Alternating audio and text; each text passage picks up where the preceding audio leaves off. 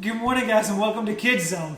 This morning, we're going to be talking about how to talk to people about Christ, right? And we're going to do that. Miss Katie, what are you doing? Didn't you say we're learning about exercising today? Not that kind of exercise. Oh. I mean, I swore that's what you wrote me. And I've been practicing all week long. You've been practicing exercising? Yes. What kind of exercising have you been practicing? What you just saw. I have to practice it. I have to be really good at it when we're going live. Okay, so you got to practice your exercise. Yes. So that you can do it when it's time in the to do video. it. Yes. Yeah, so you can do it in the video. So, but I'm talking about spiritual exercise. Oh, I'm so sorry. No. I'm on the Have you wrong practiced that this week? page. I don't think so. You've not practiced. I don't think so. We've got to. I'm tired. So you exercise your body. I You good? exercise my body. You I'm good good. now? Yes. Okay. You know you have to exercise your brain too. Oh, really? Your brain is a muscle and it needs to be exercised. And you can do that with like brain teasers and with different stuff. Like reading is one of the greatest things that my son loves to read. I like to listen to audiobooks. I like Sudoku. I don't even know how to do that. I don't even know what that is. Is that the number thing? Yes. It's the number thing. Or I don't do that. crosswords. You don't like crosswords? I like crosswords Okay. sometimes. I'm not very good at them. I'm not very smart. You are very smart. I mean, I don't have the crossword intelligence. I like word finds. I like word finds a lot. Oh, I like word finds too, That's like what fun. you used to do in school. Yeah, I like still doing those though. Oh, okay. It's still the thing I do. Kind of graduated from that. Some people have, and some people still exercise. Or practice exercise. Or practice exercising. But no, tonight I want to talk about spiritual exercise. So, you guys ever do that, right? If you are practicing something, it means that you're going to be getting better at it. Well, tonight we've talked about exercising our bodies, right? We've got to be fit. We've got to be ready to move our bodies. We have a wellness manager at our office. He manages our wellness. So yeah, that's a thing. Really? It is. It's really cool.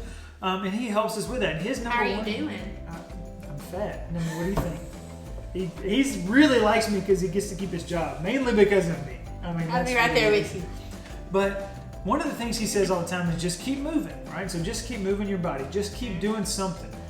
Just don't stay still. So a lot of times we do different kind of exercises. Like if you sit a lot if you sit at a desk, and he talks about like moving your neck around. So you would want to do a head chin tuck, and then you raise your head up. You do that real slow, right? And then you go. You go to the side. Oh yeah. And you feel that spine moving. I do. And then after that, you kind of go from right here. Yep, heard the crack. There's my crack. And then you move it around here, right? And he shows all kinds of things to move your shoulders and your back and your head and your neck. All these things that really get moved, because if they're stagnant, right? If you're still and you don't use those muscles, you don't use those things, you don't get better at it, right? And you lose it, right? A lot of times if you exercise a lot and then you stop for a long time, you lose even what you could have done. And you have to gain all that back. Have you ever heard that sometimes you're given gifts and if you don't use them, sometimes, I've always been told as a kid that sometimes they might be taken away. I don't have any of my gifts taken away, Miss Katie. They all stay in my room, locked in my safe. I mean like spiritual gifts. Oh, Like, spiritual gifts. Yes. Oh, I don't have any of those either. Yes, you do. Oh, wait a minute. You have the ability to teach. Oh, I do? Yes. Oh, that's good. I like to know that I That's can why teach. you're teaching tonight. That's why I like to teach. But one of the things that we want to do, right, is we've got to use those, right? And you're right. If we have gifts or the things that God is giving us the ability to do things with, some people have the gift of prayer. Some people have the gift of teaching. You do. I do, do. but when I'm by myself. Some people have the gift of faith. Yes. Even having more faith than sometimes others would. That is a spiritual gift. There's so many spiritual gifts, right? And if you want, we can give you a test that can tell you kind of what those gifts are. There's so many of them out there. Some people have a gift of giving.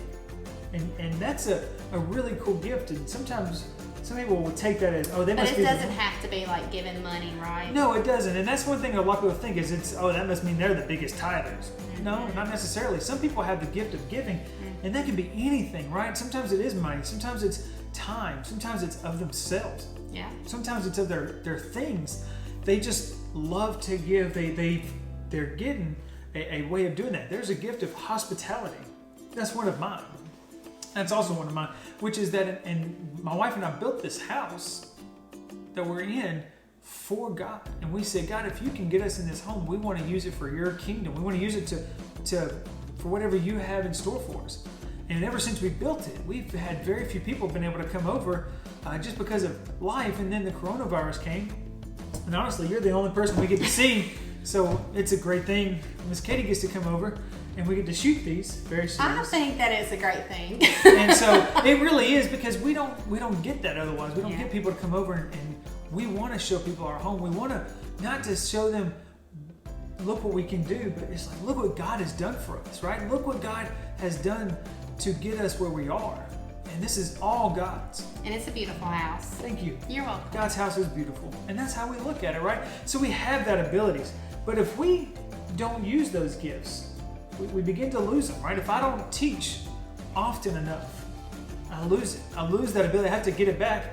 And that sometimes even for teaching is different age groups. I have a hard time switching between age groups sometimes if I haven't done it enough, if I haven't done it in a long time. So when I came back to work with the kids, it took me a while to get back into that groove because I struggled with how to teach that because I hadn't done it so long. But sometimes we also have gifts that everybody is given, whether they realize it or not, right? So we've got these certain ones, but everybody is given the gift of faith, at least a little bit. Everyone is given the gift to evangelize and to share the gospel. That's not just a gift. Guys, that's a commandment. God has told us that is what we are to do. His last thing he said in Matthew for us to do is to go and tell others about him, right? To go and make disciples. That was what he told us to do. But you know one thing Jesus didn't do?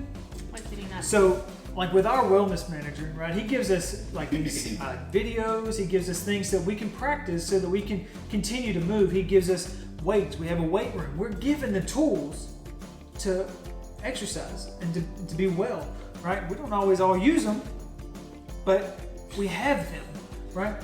But I don't think, did Jesus leave us any tools to share, to go and tell others about him? I think he did. He did. Right here. He did right here, didn't he? Right? But you have to get into this You every do. day, just like you have to exercise every day. And you've got That's to right. Because even if you have the tools and you don't use them, it don't work, right? And so we have to get into the Bible. We have to know it. One of the things we want to look at, and this morning I want us to look at Galatians. This was what the adults studied in Bible study in Sunday school, in our connection groups, and it was a really amazing story and a chapter. It's Galatians 1, and this is Paul's a letter to the Galatian church, and he goes over some different stuff, but he wants to talk about from verses 11 through 24. And I want to read this to you. I want you to listen to what God has to say. So it's Galatians 1. 11 through 24. Yep, Galatians 1, 11 through 24. Y'all follow along with me as I read this. And it says, "But I make known to you, brethren, that the gospel which was preached by me is not according to man. For I neither received it from man, nor was I taught it, but it came through the revelation of Jesus Christ. For you have heard of my former conduct in Judaism, how I persecuted the church of God beyond measure and tried to destroy it. And I advanced in Judaism beyond many of my contemporaries in my own nation, being more exceedingly zealous for the traditions of my fathers. But when it pleased God, who separated me from my mother's womb and called me through his grace to reveal his Son in me, that I might preach him among the Gentiles, I did not immediately confer with flesh and blood, nor did I go up to Jerusalem to those who were apostles before me, but I went to Arabia and returned again to Damascus." Verse 18. "Then after 3 years I went up to Jerusalem to see Peter, remained with him 15 days, but I saw none of the other apostles except James, the Lord's brother. Now concerning the things which I write to you, indeed, before God, I do not lie. Afterward, I went to the regions of Syria and Cilicia, and I was unknown by face to the churches of Judea, which were in Christ." Verse 23. "But they were hearing only, he who formerly persecuted us now preaches the faith which he once tried to destroy, and they glorified God in me." When Paul writes this, he is not going after. What he's doing here is he is telling his testimony. Guys, Paul tells us right here, he shows us, not just tells us, but shows us what we need to do to show people who God is. We need to give them our testimony, right? We need to give them our testimony. Paul did that, right? He started with, before he was a Christian, before he was saved, he talked about it. He told him that he was zealous in his religion, right? He was to the point where he persecuted the church of God beyond measure, right? He went so far in persecuting the church, he went beyond what anybody would have ever done. And he even went to destroy it. Right, this is where we talked about it on Wednesday, right, where he persecuted the church. He went so far that he was murdering anyone who would stand in his way, and he was the head of it. It said he went further than any of his counterparts, right? He went further than anyone. That he was the head. He was the top guy. He was the guy that they went to for this, right? And so he's the big boss. He's the big one, right? He is the head of the class. He's the top salesman, president. He's the top salesman in this company, right? He is the guy. But he talks about his past, right? He talks about the past before he was saved. And then he talks about how he was saved, right? He talks about being on the road to Damascus. He talks about how his gospel was not by man or of man, but of God, right? He talks about how he didn't get this from anybody. He got this directly from God. God called him to what he's doing now. And he told him, you're going to go and you're going to preach not to the Jews, not to who you already know and who you go with, but you're going to the people you don't know, right? You're going to the ends of the earth. And that had to be kind of scary. Oh, yeah. Think about it. It's going to preach to people you don't know, or... Well, you're going to preach people you don't know, but you're going to preach something that you just tried to persecute. That's, right? Yes. Like, you just did like a complete 180. Yeah. I mean, you're going through and you're going... You know, you're telling people one thing, and then all of a sudden you're just completely flipped, right? And that's like everything that you believed heading out on this trip has completely changed. Yep. But what's interesting about this is, before Paul got saved, he was called Saul. That was his name. Saul knew the Bible. He knew the Old Testament better than anyone. He knew the stories. He knew what was supposed to be. He knew Daniel's prophecy. He knew everything. Wow. He knew the Bible, but he didn't have the faith and he didn't have the revelation of Christ to fully understand it. Even Satan knows the Bible. Satan knows his Bible better than all of us. Someone can know the Bible, but if they haven't had that revelation from God, if they don't believe it, they don't truly understand it, they'll never get it. So we can know something, right? I know how to work out. I know the techniques, right? I know exactly what I'm supposed to do. But I don't do them. Not enough. Right? I know what I'm supposed to do. But sometimes we don't. Right? Sometimes that's sin, right? That's where we mess up. Okay. So Paul tells the story of how he was saved right there. But then he tells about what he's done since then. Paul's testimony doesn't stop on the road to Damascus. Paul's testimony continues on, and he talks about it over and over again. And his testimony gets longer and longer each day. And I like this part in verses 22 through 24. It says, and I was unknown by face. They didn't know who he was. They didn't know his face to the churches of Judea where he was going, but they knew him. They knew his who he was, right? They knew, I can't think of the word, I still can't think of it. But they knew who he was, not his face, but his reputation. That's the word, reputation. They knew his reputation beforehand, that they said, he was the one who formerly persecuted us. Now he preaches the faith which he once tried to destroy. Do you think sometimes that stood out to them more, that he came from where he was coming to prosecute them, and now he preaches the faith? Like, I think so. Do you think that maybe that's why God used him? Because he could get down and say, hey, this is where I've come from and this is where I'm at now. I think so, right? Because we use Paul a lot, and a lot of people say, well, I'm too far gone. I'm not going to be, I can't be saved. God can't save me. I've done too many bad things. I promise you, ain't nothing more than what Paul's done. And he just said it. He said, I've done this beyond measure. I have tried to destroy. Paul tried to destroy the meaning and the thought of Christ. He tried to destroy everything Christ did. He tried to destroy it.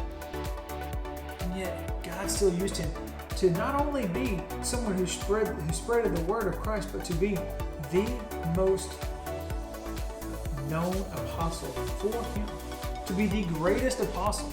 As you look at Paul, and he wrote over half the New Testament.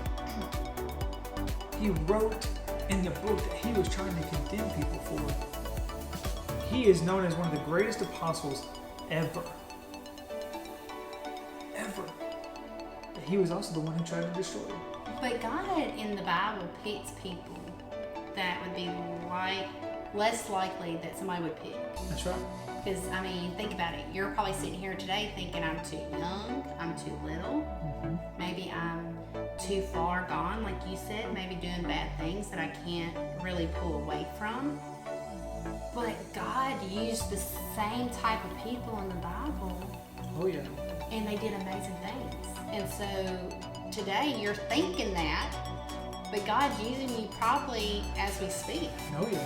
Well, you think about it, we've talked about the coronavirus. And while we're having to do this, because we can't be together, we're having to do this on social media, through YouTube, and through Facebook, and other avenues. You have those things. You can share your testimony.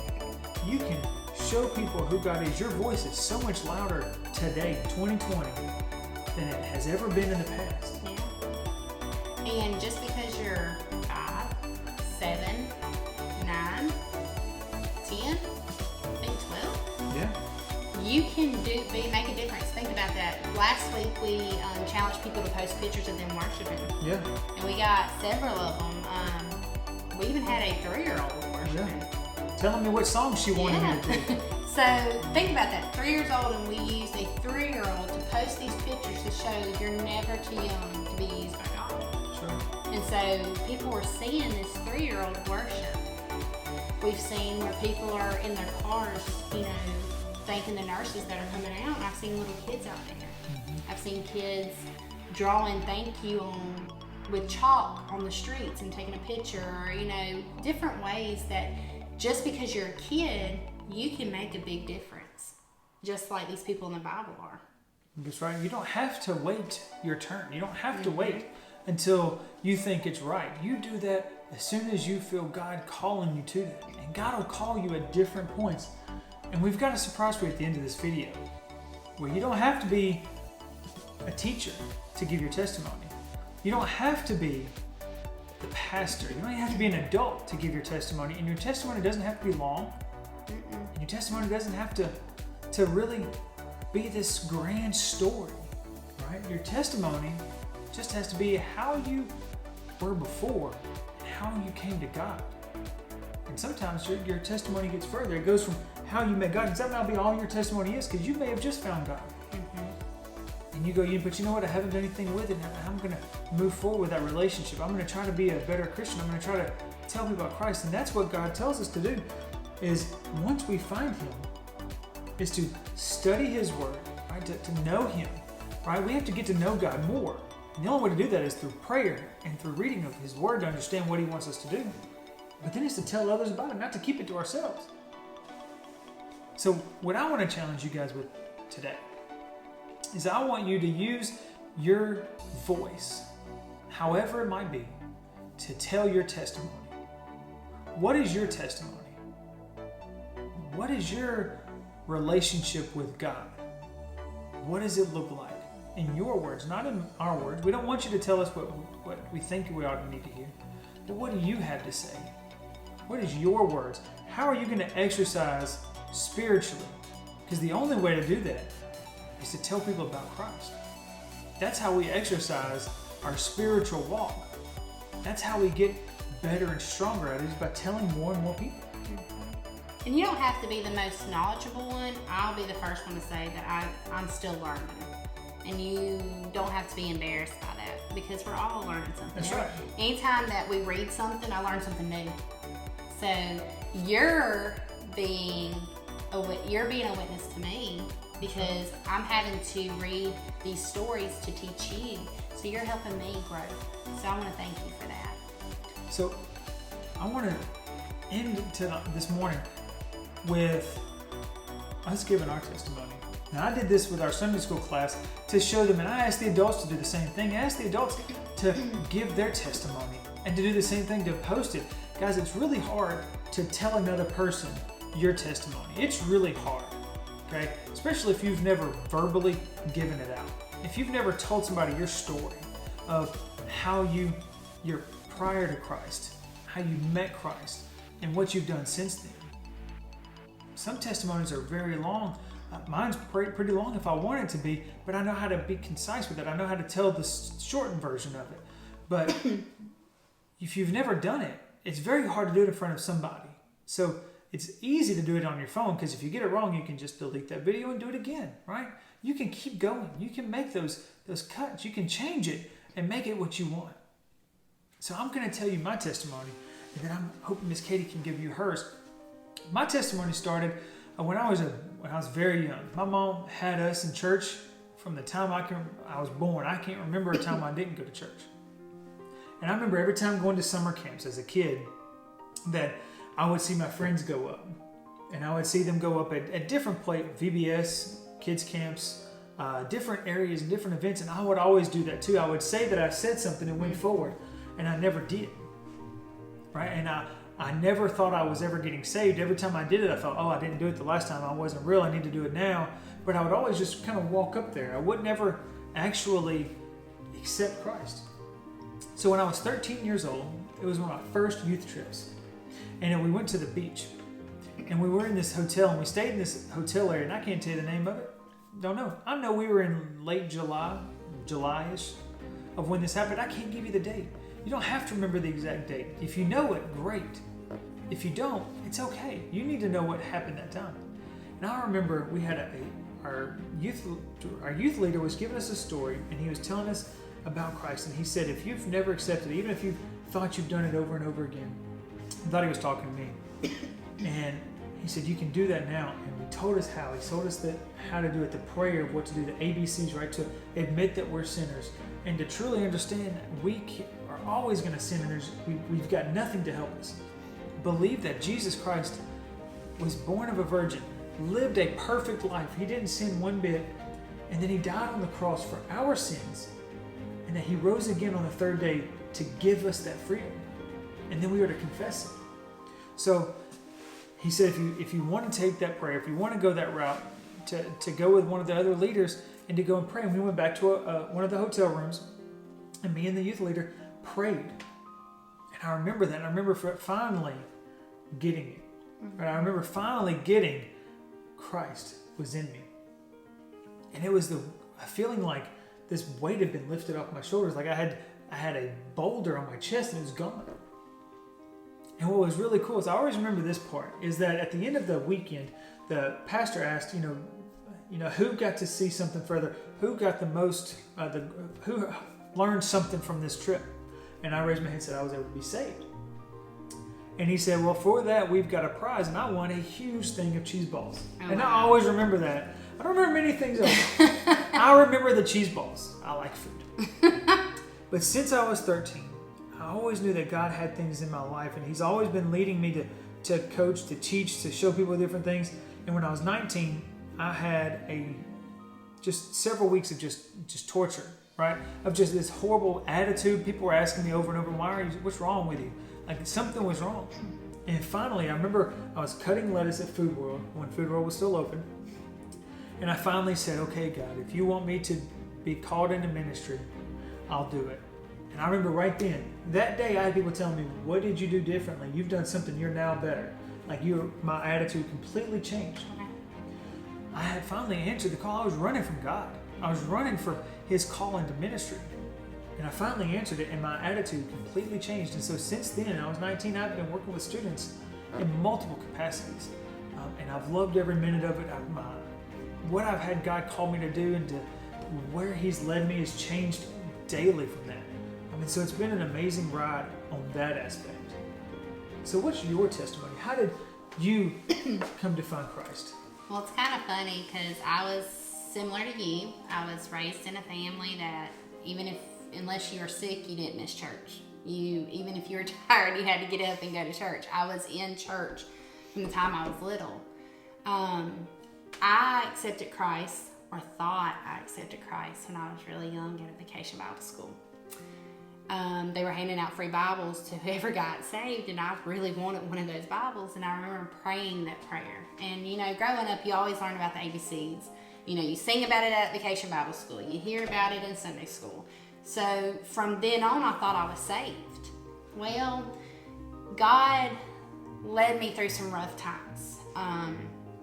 At a young age, I developed an eating disorder. Got really sick. And me too, being on a youth trip, we went to the beach, and Miss Heather Talley was our youth leader. And we had a very small group at that time. And I remember going and walking the beaches every day, but I wasn't focused on what we were doing. I was more focused on what did I take in that day, what did I eat that day. And I remember my youth minister, I didn't find this out till later on. I remember going to the bathroom, and she would go and pray on that bathroom door. Well, I didn't accept Christ when I came back. The older I got, I still had some rough patches, did some bad things, and I remember going to revival. I already got married, I had a child, I was back in the church, and I was teaching kids.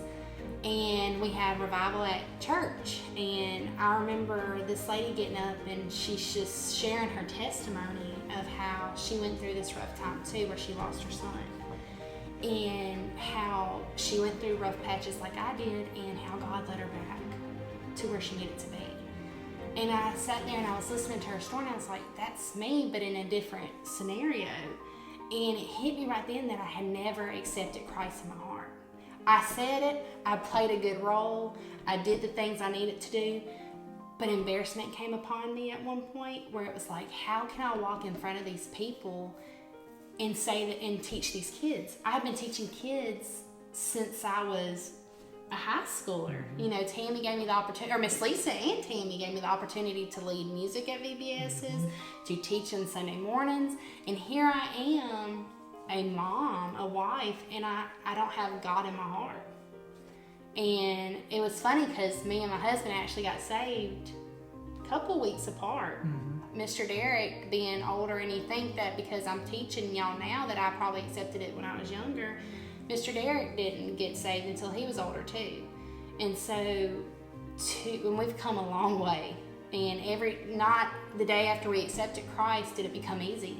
God hasn't made a road for me to be easy, but with Him it's been a lot easier. And with His Word it's been a lot easier. But that day I remember surrendering and just being like, God, this is your life. Take it in control, or take me and show me where you want me to go. And God had used me throughout the years of being able to do VBSs and being able to teach kids to where He's led me now. And when God opened the door for me to take over the children's ministry, I knew that's where my heart was. I remember Mr. Derek asking me, the first question Mr. Derek asked me is, why? Why do you want to do this? And it has always been a part of my life. It's always been a part of my heart. Kids have always been a part of my heart. If you meet me, I guess my spiritual thing is love. I want to show love to everybody. I don't care who you are, what your background is, where you come from. I see nothing but equal in my eyes. And I guess that's my ability, is I'm blind to a lot of things. I'm blind to a lot of bad things, and I want to love you no matter what you've done or where you've come from.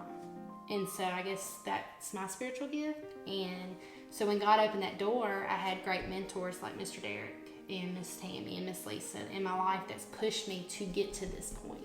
See, when you're going through that path, God puts people in your life to help build you and grow you. Just like in these stories, He put people in these people's lives to help them grow. So that's the day that I got saved, was 4 years ago. That's crazy. So these stories, guys, we both went through the same thing where we said the words, but the words don't mean anything if you're not truly thinking them and you're not truly believing them. And I think that's amazing, right? That's the coolest thing about this, of where we can take these stories and truly apply them to our lives. So what's your testimony? Tell us. Post them. Show it to us. You don't have to post them to everybody. You can just send them to us. We'd love to see them. But what we want to show you guys is, in just a little bit, today. We're going to come, and we're going to come see you guys. So we're coming in just a little while. We're going to come and see you guys and say hey and come and talk with y'all and just be able to see each other. Just be able to put faces to faces with each other. But have that testimony ready. What's your testimony? Miss Katie? Well, we hope to see you soon, guys. And I'm going to let Mr. Derek close us out in prayer, and then we'll head out. And we'll see you in just a little bit. Let's pray. Father, we just thank you. God, we thank you for such an amazing grace that you have provided for us. God, that even though we mess up, God, even though we have complaining and we lack faith, that God, you are still there. You are still strong. You are still giving us the grace that we need.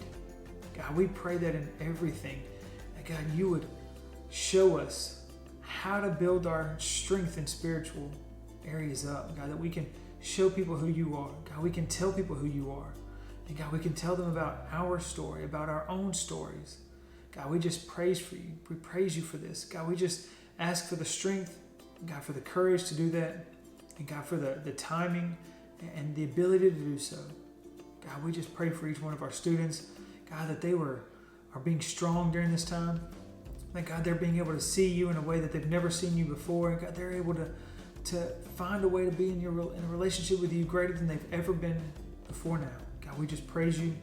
God, we ask all these things in your name. Amen. Amen. Bye. Bye. So, What song is your favorite song? the God who stays. The God Who Stays? Yes. Why is that? Because when I was on the kindergarten playground, nobody was with me, and I felt like the only one that was with me was God. And he was the only one that stayed with me. And he told me to go look for someone and ask him if they could play with me. And he said go ask him, and they'll say yes. And I did, and they said yes. So what of that song makes you think about that memory? Because every time when I hear it, I remember that memory of mine. Yeah, and what does it make you think? It makes me feel like the only one that's with me was God that day. Yeah. Does that give you happy? Does it give you a good feeling or a bad feeling? It gives me kind of like a happy and sad, because I'm happy that God told me to, and he said yes. But I'm sad because when I went to go sit down, I felt sad, and it feels like a sad memory to me. Yeah. And so every time you hear the God Who Stays, it reminds you of that. It reminds you that God's always going to be there. Yeah. That's really cool, man. And that's why we love songs, isn't it? Because songs help us remember the good and the bad.